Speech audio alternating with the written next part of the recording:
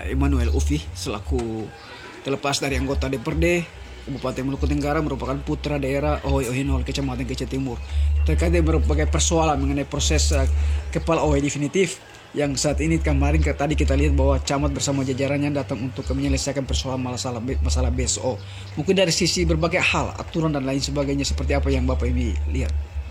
Saya sesungguhnya pertama-tama saya patut mengapresiasi apa yang menjadi langkah dari Pak Camat dalam hal ini, karena dari sisi fungsi dan tugas beliau selaku kepala wilayah dalam hal suksesi kepala desa definitif. Kebetulan di Ohinol ini juga ada terjadi polemik BSO.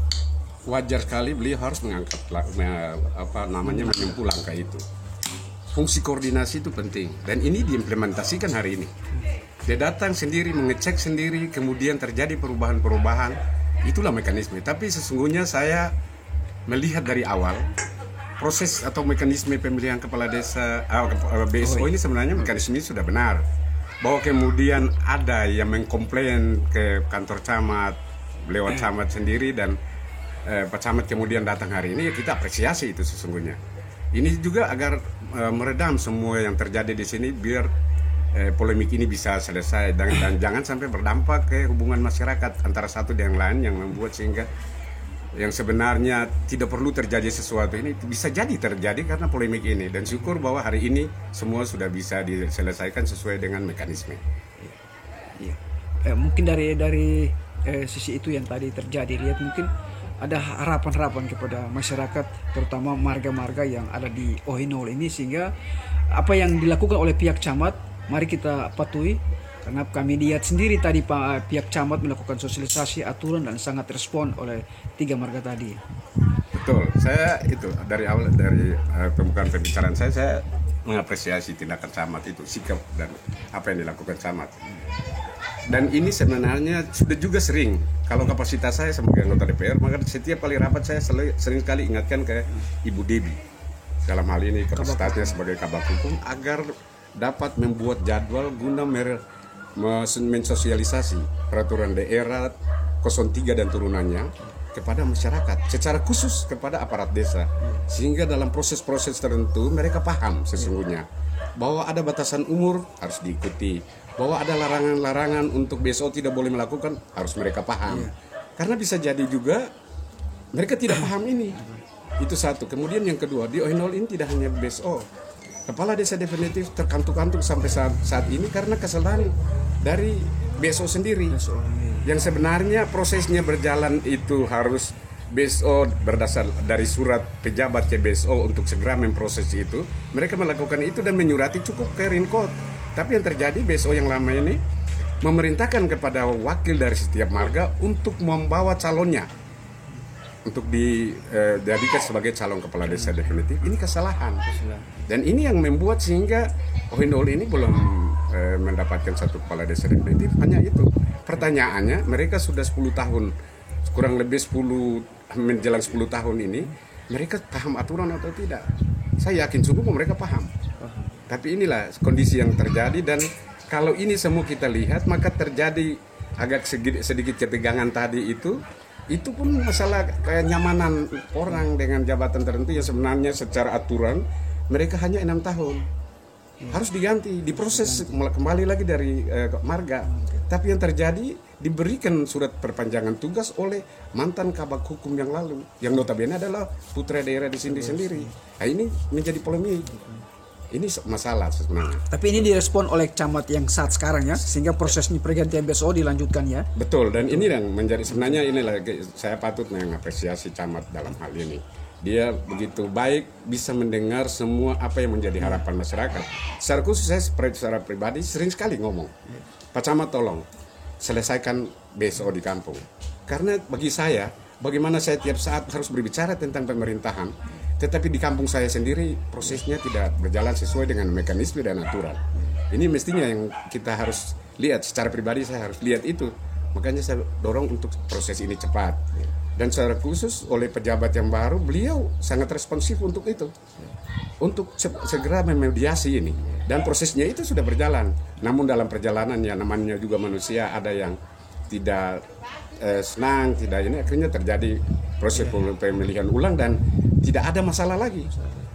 Kenyataan dalam proses pemilihan ulang tadi semua clear dan aman-aman saja.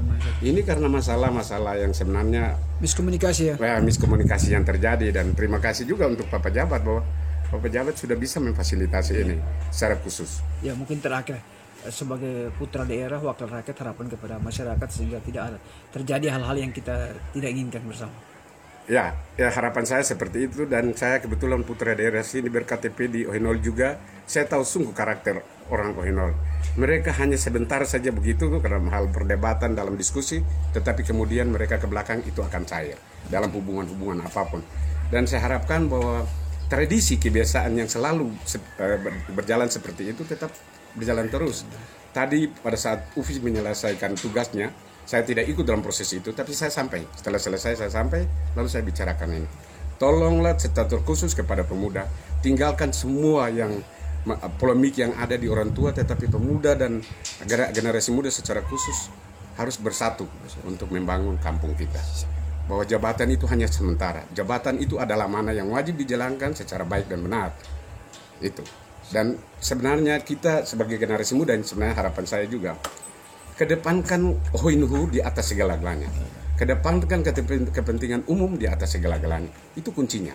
Dan BSO dalam hal ini, saya lihat yang terpilih ini semua anak-anak muda yang pasti punya produktivitasnya bagus, punya rasa militansi, memiliki Ohinhu yang bagus, punya kreativitas yang bagus, dan saya yakin sungguh mereka akan berproses segala menjadi tugas dan tanggung jawab mereka dengan baik. Itu saja. Definitif. Karena belakangan ini kan kita temukan bahwa banyak permasalahan yang ditemukan, bahkan sebenarnya itu dimulai daripada BSO itu sendiri. Betul, itu saya alami sendiri bahwa sebenarnya BSO itu dipilih dari OHID tersebut dengan pengertian bahwa mereka sesungguhnya tahu rinkot yang dimaksudkan. Kalau memang itu status orang kaya, mereka pasti tahu siapa orang kaya sesungguhnya.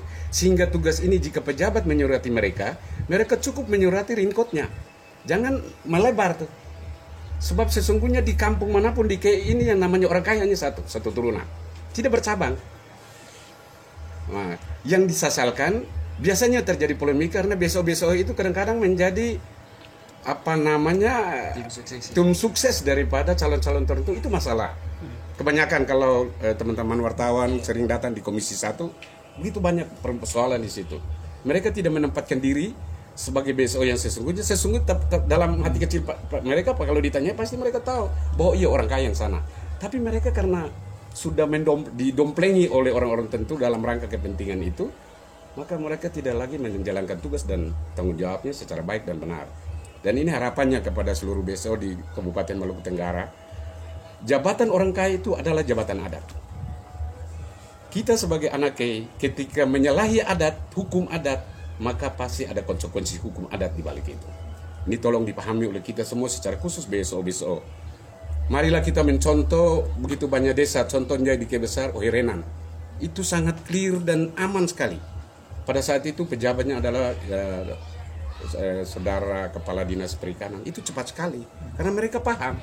Mereka naik lalu memfasilitasi. Tugas dan tanggung jawab utama mereka adalah kepala desa definitif dan dijalankan secara baik dan benar. Dan ini juga kembali juga kepada kesadaran masyarakat dan terutama pelaksana yang dimaksudkan adalah BSO ini. Mereka harus netral dalam melakukan segala tugas dan tanggung jawabnya. Seperti itu. Berarti Bapak lebih menekankan terkait dengan BSO seharusnya berjalan sesuai aturan dan juga netral dalam posisinya. Betul. Sedangkan bagaimana BSO yang bisa dibilang seperti tadi masalahnya yaitu sudah masa yang ditentukan dalam aturan masa jabatannya sendiri. Bagaimana kritikan Bapak? Ini sebenarnya kalau lihat dari berkasnya pasti saya tidak punya berkas. Tapi saya secara pribadi kalau dia sebagai anggota DPR maka kami akan tahu itu ketika ada laporan. Kenyataan di Ohinol ini, kebetulan saya putra daerah, saya juga putra Ohinol dan mantan sekretaris desa Ohinol, saya tahu betul itu. Bahwa mereka ini sesungguhnya sudah kadaluarsa. Artinya karena di SK kan tahun 2012, maka 2018 mestinya diproses ulang dari marga. Karena setiap anggota BSO itu, dia bisa menjabat untuk dipilih kali kedua. Ketiga tidak bisa. Ada kriteria tertentu lagi. Bahwa batas umur 60 tahun tidak boleh menduduki itu. Tetapi ini pun terkesan kenyamanan yang mereka selama ini alami lewat jabatan itu, dan juga OPD mitra teknis secara khusus. Mereka harus mendudukan ini secara baik juga dan benar. Kabak hukum dalam hal ini mestinya dia punya referensi terkait dengan itu. Maka setiap kali pengawasan, kebetulan pengawasan tahun kemarin di Kecamatan Kekecil Timur, saya sudah ngomong ini barang, Pak Camat tolong jangan sampai ada BSO di Kecamatan Kekecil Timur ini yang kadaluarsa, karena ini berdampak terhadap keabsahan dari setiap keputusan yang dikeluarkan. Mereka punya keputusan tidak sah karena memang masa tugasnya sudah selesai. Maka sesungguhnya pada saat setelah selesai 6 tahun, 5 bulan atau 6 bulan sebelum itu proses ini sudah berjalan, sehingga pas tenggang waktu selesai tinggal masuk di proses selanjutnya untuk di SK-kan kembali. Ya syukur kalau mereka terpilih lagi atau orang lain malah lebih bagus. Tapi menurut pikiran saya, sebaiknya BSO itu harus anak-anak muda yang punya kreativitas, yang punya inovasi, yang punya militansi terhadap OHOI-nya. Tidak usah kayak Maluku Tenggara lah, terlalu muluk-muluk kalau bahasa ini. Cukup ke OHOI dulu. Nanti dari OHOI kita membangun untuk kawasan yang lebih besar dari dalam kecamatan dan juga kabupaten ini.